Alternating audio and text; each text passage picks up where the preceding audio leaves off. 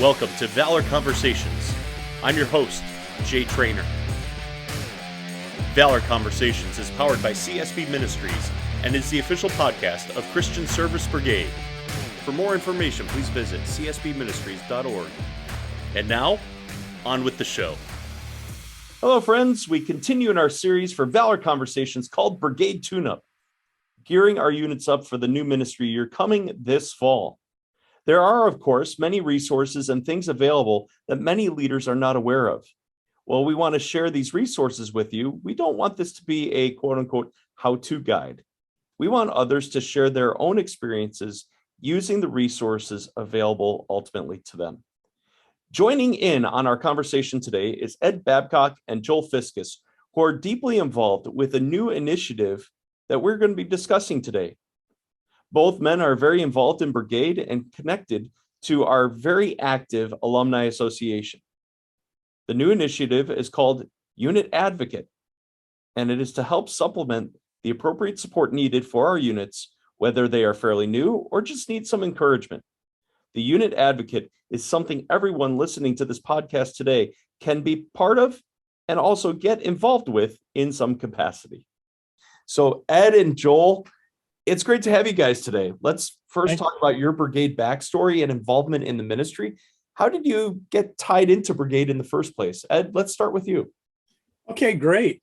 When I was 8 years old, I was growing up in a recently broken home, and my mom would take my sister and I to church twice a year, Easter and Christmas, and we ended up at the Randall Memorial Baptist Church in Williamsville, New York, and just happened by an act of God to sit behind Mrs. Passmore, who was the wife of the then chief ranger. And she turned around and asked my mom if I was her son. I'm not exactly sure who else I would have been, but she told my mom about this great program that her husband was involved in for boys. Make a long story, Ranger Passmore came and picked me up and took me to Stockade. And that was my first initiation to Brigade. And from there, every summer for the next 20 years, I was at least 1 week at Camp Hickory Hill in Barrysburg, New York, which is a Brigade camp. And through that, I learned leadership skills, etc. We moved, and my uncle was instrumental in helping to start a battalion program at Grace Baptist Church in Newfane, New York. And I became the sergeant, I think just because I was the only one who knew how to say brigade and that it wasn't boys brigade. And through that experience and continuing in my leadership role at Hickory Hill, I learned just foundational and fundamental skills about leading people, and had the opportunity to lead many campers to Christ through that experience. And through that experience, I met Joel, and I did spend about a year actually on Brigade staff as kind of an intern when we moved to Ohio. And the rest, as they say, is history. So you have such an active history and an active background with regard to the Western New York scene for Brigade, which is, again, something relatable for me. If you're talking about the Passmores, you're talking about Randall, Pastor Knappen. I grew up under his leadership, under his tutelage for a number of years. And it's very interesting, the different points of connection that ultimately bring men together under this ministry umbrella, which is pretty cool. So how about you, Joel? Let's talk about your Brigade backstory a little bit. Sure. I grew up in the Christian Service Brigade ministry from about 1963 to 73, Stockade and Battalion. And I then went to college and was in the pastorate after seminary for about 25 years and have been on staff as the Vice President for Christian Service Brigade for about the last 13 years. Awesome. So full circle, not only involved as a young guy, but now involved in the active leadership of Christian Service Brigade for the national office and whatnot, which is really cool. Right. And I don't know whether my former Stockade Rangers would be frightened or be very impressed and encouraged that I'm now the vice president of this ministry. They were leaders. Fair enough. Fair enough. You never know, right? Just all the stories from back in the day. Well, let's talk about this new initiative. Where did it come from? What are some of the reasons behind this endeavor? And in starting this, what sort of goals do you hope to achieve through this program called the Unit Advocate? Joel, let's start with you on this one. I think the first way that we realized that a lot of units were struggling, just like a lot of churches and any other ministries or even secular programs coming out of the pandemic.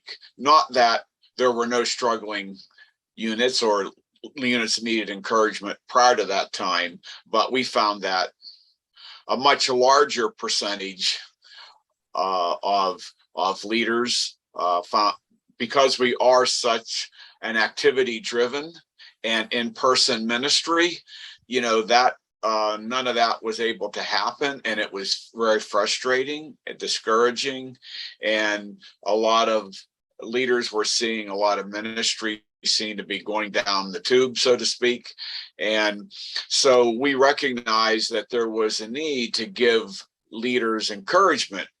And at the same time, we recognized that we didn't have a full complement of regional directors at this time to be able to do that adequately. And in fact, some of our regions that have a larger number of units, it is actually difficult for a unit, for a regional director to adequately do what we hope a unit advocate could do for each and every unit in his region. So we saw this as a need, and we also saw this as an alumni association, and Ed is one of the alumni who is actually part of the Alumni Association team. He serves with 4 other men, as well as 2 other staff and myself on that team.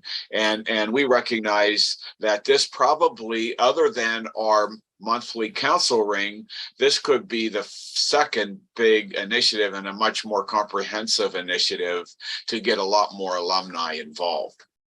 Awesome. Ed, how about you with regard to those questions? Where did this whole initiative come from? What's the genesis of it? What are some of the reasons, and what do you hope to achieve? I think that Joel has addressed the origins really well, but there's a philosophical need out there. I see it because I do a fair amount of coaching and life coaching and working with people on different levels in leadership training and that type of thing.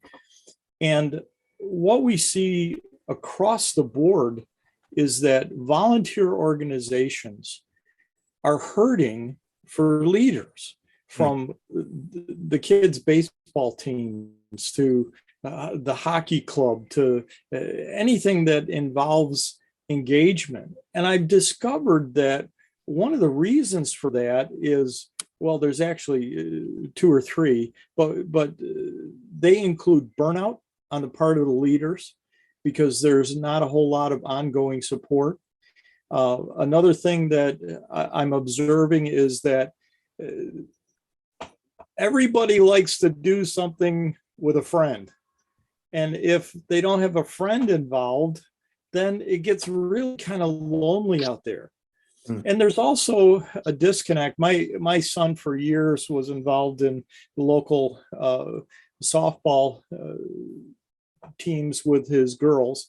And it got to a point where it was very, very thin on the top in terms of people organizing and programming and just sharing ideas about how to keep coaching alive. So when Joel approached me about my involvement, it was a no-brainer for me, because I realized that there were brigade leaders out there who, in a lot of ways, were feeling kind of disenfranchised. Maybe they were in a church where every year they had to convince the congregation that boys ministry was valid. Maybe they're in a place where they can't find anybody to help them. They put together a camp out, and it's them and 27 kids packed in his Buick, and going on this trip. And there just needed to be a resource where somebody could, like Barnabas in the Bible, reach out and be an associate, to be a comforter, to be a coach, to be a mentor to these men who are involved in critical frontline ministries, the boys, and be able to provide them, in a lot of ways, a friend, a buddy, somebody who could understand what they were going through. So I think those are the philosophical origins of what we're trying to do here. Awesome. Thank you for answering that. We're in the middle of this series called Brigade Tune-Up, in which we are truly trying to equip our local leaders to have a more healthy and effective leadership with regard to their units. How does the unit advocate fit into this sort of theme and the desire to equip our units to be more effective in the first place? Ed, let's start with you on that one. Well, I think anytime that you can reach out and get help is a good thing.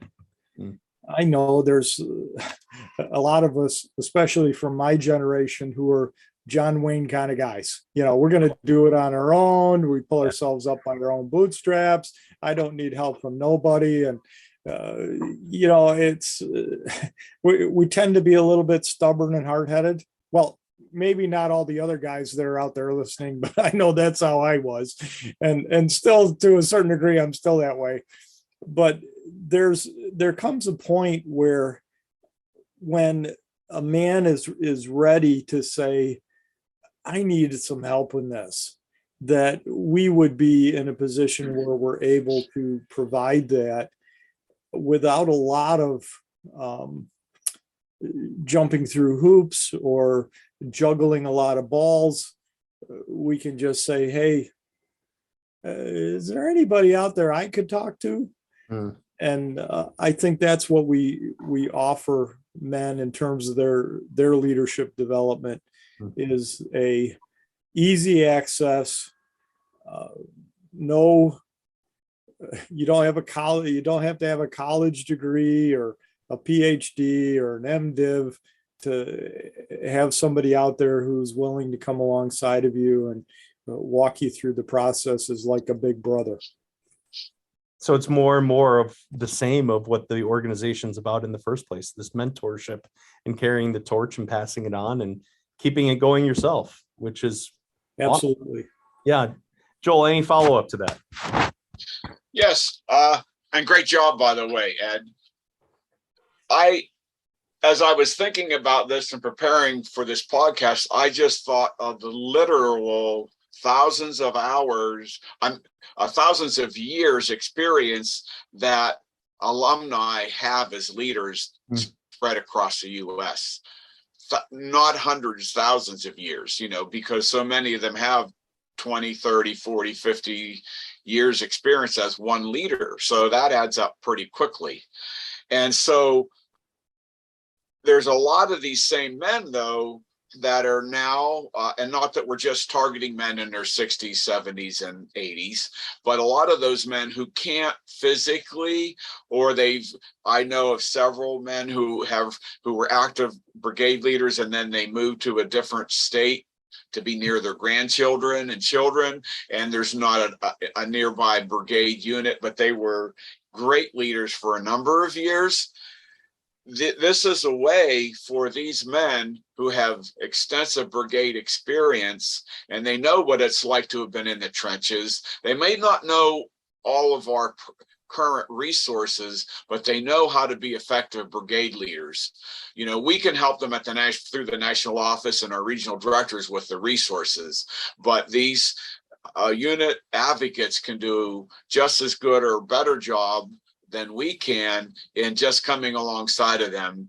And actually that verse is regarding Barnabas, Acts 4:36. Thus Joseph, who was also called by the apostles Barnabas, which means son of encouragement, a Levi, a native of Cyprus. And that's exactly the theme verse that we have. Our team is chosen for this unit advocate because, as Ed rightly pointed out, the philosophical need to be encouraged.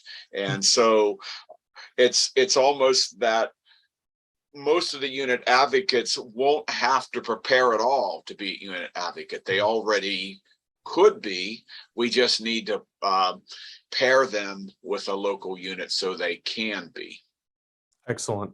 So who are the unit advocates that you're looking for? If someone who might be listening to this podcast might want to become one, how would they get involved in that in the first place? And let's talk about the time commitment factor that is involved in volunteering for this initiative. How much time would you say is involved for one to be a volunteer as a unit advocate in the first place? Ed, let's start with you on this one. Well, I think the logistics to a certain degree are still a work in progress. However, Joel could probably address those specifics better than I, but I think to answer the question of who should be involved, which is where we should start, is well, are you still a person who is passionate about discipling boys for Christ? If you are, then you'll also be passionate about discipling the leaders who are discipling boys for Christ. And that's where Brigade began. In 1937, that's what Joe Coughlin had in mind, is that there would be multi-generations of boys won and trained for Christ through leadership, and that leadership is in need of some coaching and mentoring at this point. I think how much of a commitment will it take? It'll take a lifetime.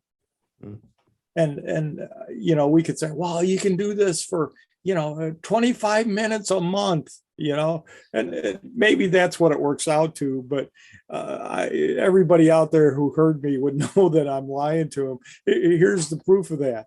When you were actively involved as a brigade leader, how much time did it take? It took a lifetime. And those who looked beyond the time commitment today are, we see this in our alumni calls. They're seeing younger men join the Alumni Association. Hey, remember back in '72 when you took us on a camping trip to the Smoky, healed ourselves when we fell out of the back of the pickup truck? All those kinds of stories. Well, who orchestrated that? It was a man who said, it doesn't matter how much time it takes. I'm in this for the long haul. I'm all in. And I love men enough to do whatever I've got to do to see them trained up, discipled, liberated, and made to feel like they're not alone in this endeavor. As we deal with the internet technologies that allow us to record this in the first place, I think that's very well said. Joel, any follow-up to that? Yes, and I love what Ed said, by the way. But on the other hand, I would also suggest that it doesn't need to take hours and hours each month. Yeah. But I would like to say that if you are a man who was a brigade leader and you've retired to Florida and there's no active units now in Florida, that's not a problem.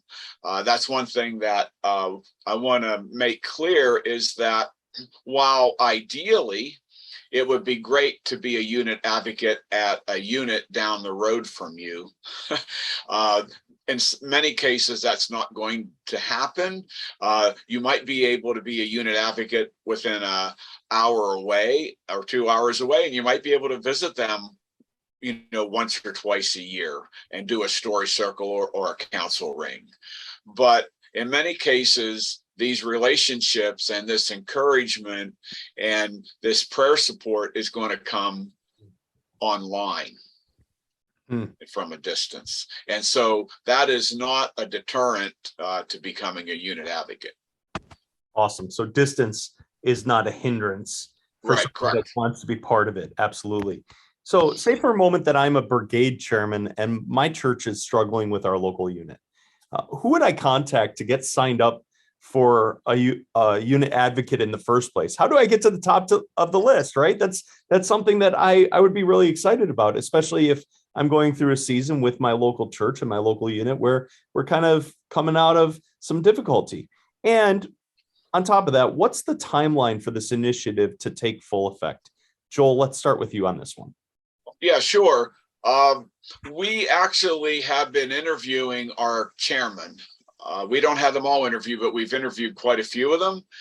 And we actually have had all of the staff that have interviewed the chairman give the unit a rating of 1 to 5 as to they're really a strong unit right now, or they are at risk and are really struggling. So obviously we're going to start with those that are at most risk or encountering the most difficulty at this time, and we're going to move from that to our goal is sometime this ministry year that we would actually have a unit advocate for all of our units. And I believe that's quite possible because we have so many great alumni out there. But we are most focused on pairing unit advocates with the units that are most in need over the next 2 months.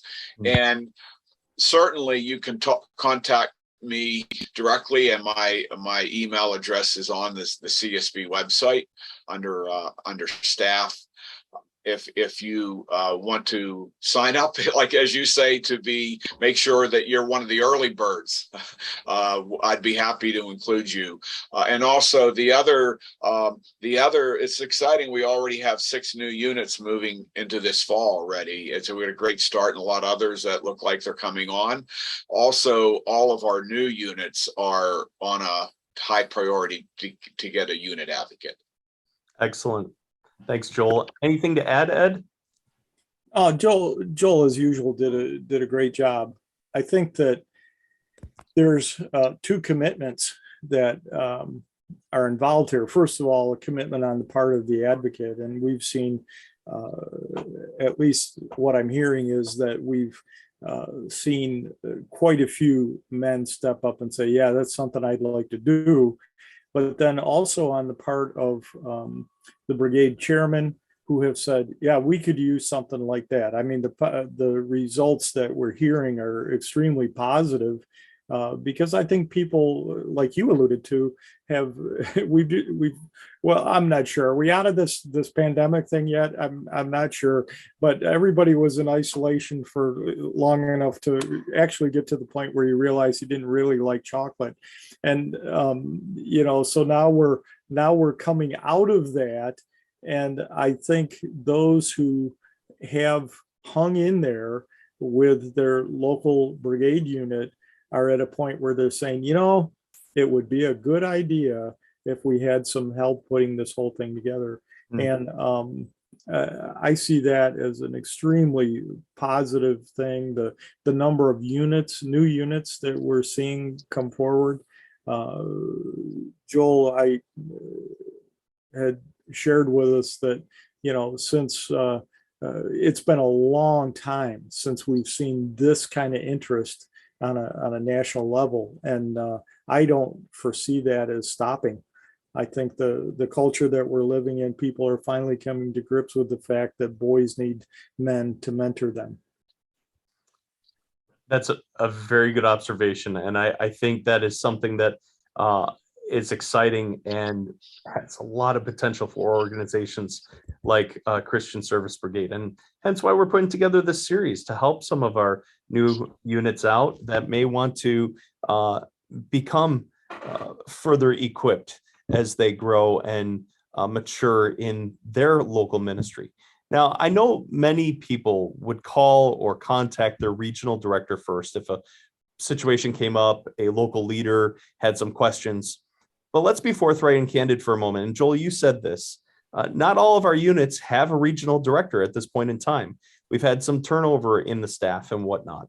How do you both envision this initiative to supplement or help with areas that have an RD and those areas that don't have an RD? And Joel, let's start with you first on this one. Yes, as I mentioned before, that if regional director has a number of units, he'll be hard pressed to give them the type of care that we hope that a unit advocate could give a unit. And beyond that, some of the regions do not currently have a regional director. So we are looking to the alumni to help us fill a critical need, not to take the place of a regional director, but to supplement either what the regional director is doing or what, because one's not there in place, what's not happening, to provide that. And in fact, where there are regional directors, we are hoping, as we're putting together our best practices, if there's questions about resources or other things that would the unit advocate would be better answered by the regional director, he can pass on, either invite that leader to connect with him personally or connect with that regional director on behalf of the leader and get the information and get back to him. Or they, if there's no regional director, they can contact our national office and we can come alongside of the unit in every way needed. Excellent. Ed, anything to add to that? It's hard to add to that. I love what John Maxwell has said many, many times, is that everything rises and falls on leadership. And for years, many have had a distorted image of what that leadership is all about.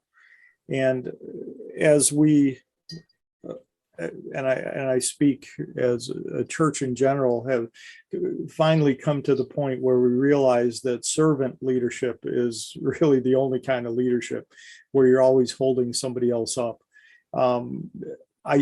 I think this program, more than probably any other, is going to revolutionize the way that discipleship is done for adults in our country. And I think that this time has come. And whether there are RDs in place, which would be ideal, or not, there's a need for advocates to step up and say, hey, I'm here I am. I'm willing to stand in the gap. I feel it down inside of me. We've got to minister to these men. Lots of potential that ultimately is coming down the pipeline with the creation of this program. I'm excited about where this can ultimately go. And as we begin to wind down here, something I've been asking all of our guests, especially in this series, is this: what does a win look like for them? What does a victory look like for them?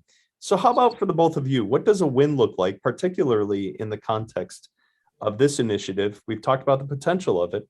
Ed, let's start with you. I think the win is no man left behind. That every single brigade leader, unless they absolutely refuse, but I can imagine that, that needs someone else to come alongside of them, that needs a Barnabas, access to that they would be in a position where someone is going to be there, whether that is at 12 in the afternoon or 12 o'clock at night, there's somebody there that they can reach out to and share their dreams and goals, and seeing those units be stable and whole, and even I would go so far as to say multi-generational units. My brother-in-law at Ridgewood Bible Church in New York State, he is now third generation Brigade guy. You know, his grandsons are now stockaders, but his boys came up through the program. He's been involved as a leader there. And to me, that says success. And that's a win as far as I'm concerned. Awesome. Joel. Yes, I also would agree with Ed, and think he did a great job in answering that question. I would say that a win would be that men move beyond thinking this is a great idea and saying that I want to be part of the solution to this problem. That's right. By becoming a unit advocate. We have identified a lot of regional, a lot of alumni that could become unit advocates, and you'll be first receiving an email, and then after that, a phone call from either one of our Alumni Association members or one of our CSB staff, because it is a joint CSB national office and in collaboration with our Alumni Association team initiative. But if you have an interest, but you're not quite sure you want to sign up yet, what I can do is, if you, once again, look for me, Joel Fiscus, and the CSB staff on the website, and send me an email, I can send you that informational email that gives the ministry description that we have, and it's all on one side of a page, so it's not too scary. It's not an 18-page, portfolio or whatever. It's all on one page, and also there would be the link where you could sign up if you have an interest. And interestingly enough, you can also sign up. We have one man that signed up to be a unit advocate for 3 units. Wow. He would like to be a unit advocate. He's a very active man in his 70s and believes that that's what God's calling him to do. And that's awesome. And he actually plans to do it in person in an area where there's a larger concentration of units. But that's not what we're expecting. But that's exciting to see that level of interest. And what we can do then, the last question is, do you want to sign up for a particular unit or region? And actually, there was a unit that I was instrumental in helping getting started, actually not in my region. I'm in the Delaware Valley region, but in the New Jersey, New York metro region, but it's in South Jersey.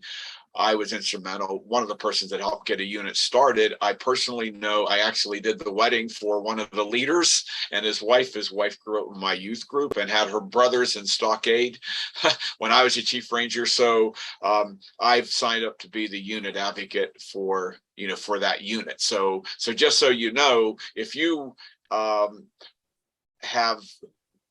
if you're alumnus of a unit that's still running, you can sign up to be the unit advocate for that unit, for instance. Or if your grandsons are in a unit 3 states away, you could be very active, in helping them actually have effective leadership by helping by you discipling the leaders. The legacy continues to be reciprocated. The legacy of discipleship that gets passed on, but the torch we continue to hold on to while also sharing it with others. I think that's huge. So, Ed and Joel, do you have any final thoughts or words that you'd like to share? Any final, the floor is yours. Opportunity to reflect or share any other details that maybe we didn't cover. Joel, why don't you get us started? What's of interest, and one of our regional directors just mentioned this on our Tuesday staff hangout, is so many men that have had careers in ministry. And that doesn't mean that that's more important, but it is interesting that how many men who have had, like they've been missionaries, effective pastors, leaders in large Christian nonprofits, are Brigade alum. That leadership training, particularly in the battalion component of our ministry, is really very, very amazing and powerful. And there are a lot of you that, truth be told, you're not in the best of health anymore. You've moved to a different state, but you're still, as Ed mentioned, you're still passionate about discipleship, and this is your opportunity. So seize it. And in fact, when you sign up to be a unit advocate, you will get a free book written by Chuck Stecker. If you've handed off the baton, take it back. So it's a great read, and it actually is a great challenge for us seasoned men, not old guys, seasoned men, to step up and serve the younger men who really are looking for us to do that. Awesome. Joel, thank you so much for sharing that. Ed, any final words, thoughts, or details that we haven't covered? Well, just to spin off of what Joel just said, I consider myself seasoned, but sometimes a little bit of jalapeno, if you know what I'm saying. I do, because I do keynote speaking and that kind of thing. And I have a speech that is entitled "Time to Lose the Tattoos." And in that speech, I talk about how so many people have disabilities that are based on two tattoos that they have. On one arm, it says, "I'm not good enough." And on the other arm, it says, "I can't do this." I just want to let those who are considering getting involved in the advocacy program, you can do this. And you are enough to do this. I think that we are intimidated, I believe, by the devil, who tries to convince us that we're no good, we're no good, we're no good, like that old Linda Ronstadt song. And let me just say this: you can do this. And I'll end with that. Awesome. Well, I want to thank Ed and Joel for joining in on today's edition of Valor Conversations. I think that we are needing to continue to keep pressing into being creative and connecting with our units, both on a regional level and also on a national level. It's exciting to see how this initiative can help tune up each one of our local units for the upcoming ministry year to be more effective and more excellent in ultimately what they are trying to do, and that is disciple young men to become great men of the Lord throughout their lives. Guys, thank you so much. I appreciate you both, and thanks for your words of encouragement today. Thanks for having us. Yes, and Jay, thanks for inviting us.